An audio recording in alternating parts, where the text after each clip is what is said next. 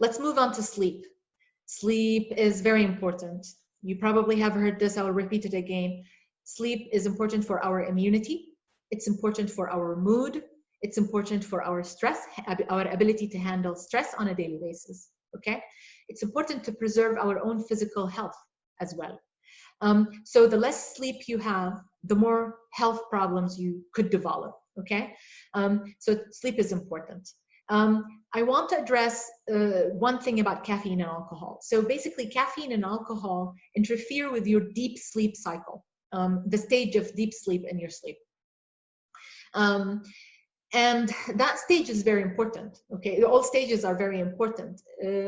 It's important for your body to recover. So it's important to maintain, not like leave 1 hour for each glass of alcohol that you consume in order for it to metabolize, okay? So if you drank maybe like 3 glasses of wine on dinner and you finished at 8, the last glass you drank at 8, then you wait until 11 to sleep, okay? Something like that. Caffeine the caffeine's half-life, I think, is around 6 hours, 6 to 8 hours. So it's important to be mindful of that in order not to affect your sleep, okay? And I know that people vary in how they metabolize these drinks. So that's why there are ranges, okay? Maintain consistent sleep time. I've seen a lot of people struggling to resist the temptation of sleeping more because, first of all, there's no commuting and reporting to a physical space like going to work. The second of all is I'm seeing many people having their employers or managers having to adjust to remote working and digitizing things, and they don't receive a lot of work or they don't have meetings in the morning. So they feel, it's like maybe I can sleep a little bit more. Also, we are all facing a lot of, kind of depressive situations. It's like we are exposed to a very difficult time, and there are a lot of difficult news, and there are difficult changes in our lives right now. So there might be some temptation to oversleep, okay? Because you're less stimulated in your lifestyle than before when you used to go out and pursue your freedoms. I urge you to maintain as much as possible a consistent sleep time, okay? Because that will help you not to miss up your sleep and be rested and also preserve your immunity and your health. Sunlight exposure is very important for sleep, okay? It's also very important for other health benefits that I'll tell you about shortly. But it really sets your body for alertness and energy, especially when you do direct sunlight exposure that is not harmful to you in the first 30 minutes to 45 minutes in the morning, okay? So if you do that, it will actually improve your mood. It will give you that feeling of leaving home and going maybe to the office that you used to be exposed to the sunlight. It's like doing that will help you. What are the right opportunities you seek during this time? Not oversleeping, remember, but what is right to do. And I've seen a lot of us tend to compromise their need, like they don't know how many hours they need. So they sleep just as much as they can, right? And they continue feeling deprived during the week, and then they think they can compensate during the weekend. That's not the right way of doing it, okay? The right way of doing it is you study how much hours you seem to need, because we vary one person to person, okay? There are variation between people, individual differences, I should say.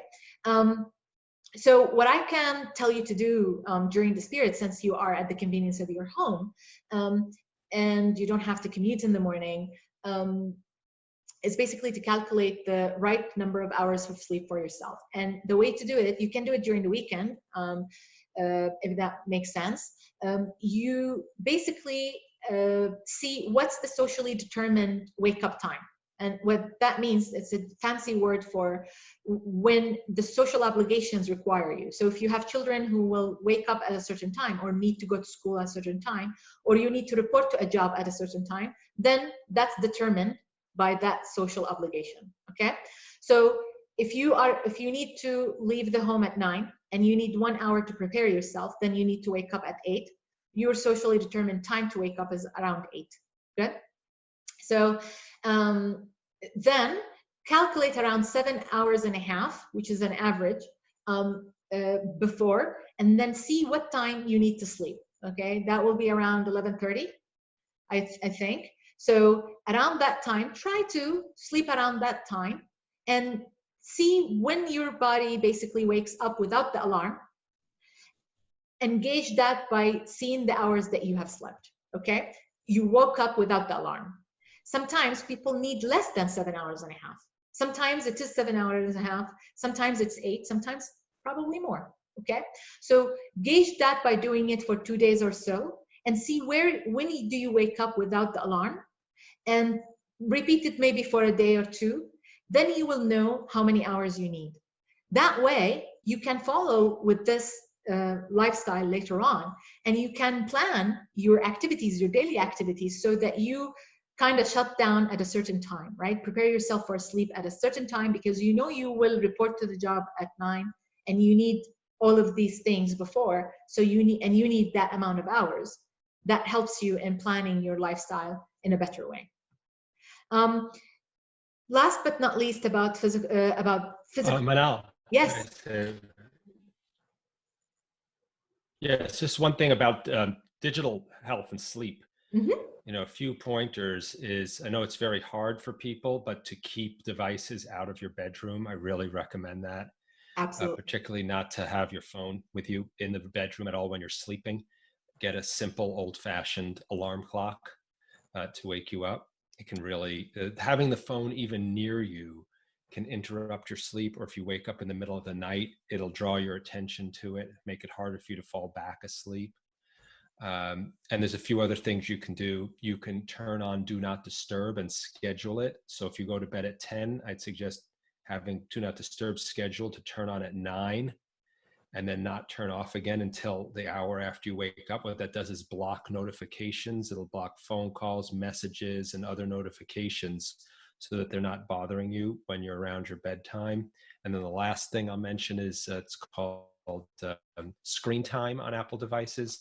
You can set that on a schedule. So block, or at least give you a warning before you try to launch certain apps late at night or after you wake up in the morning. It'll be a deterrent to using the device, you know, when you're trying to get ready for sleep.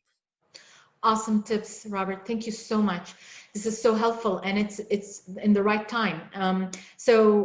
Yes, all of these tips are awesome. And if you hear all high performers actually, and high achievers, one of the tips they give all the time is never to check your phone the first thing in the morning, and also always to take your phone out of the room, and not use the phone at least 1 or 2 hours before sleep.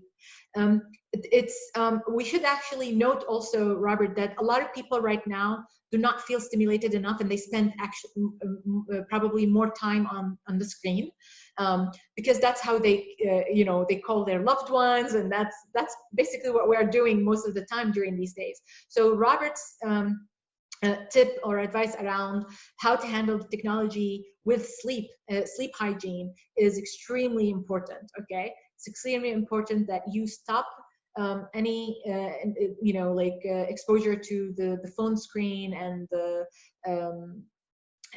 and using the phone at least 1 hour or 2 before your sleep, to calm down, to prepare yourself for sleep, and to make sure that you will have a healthful sleep.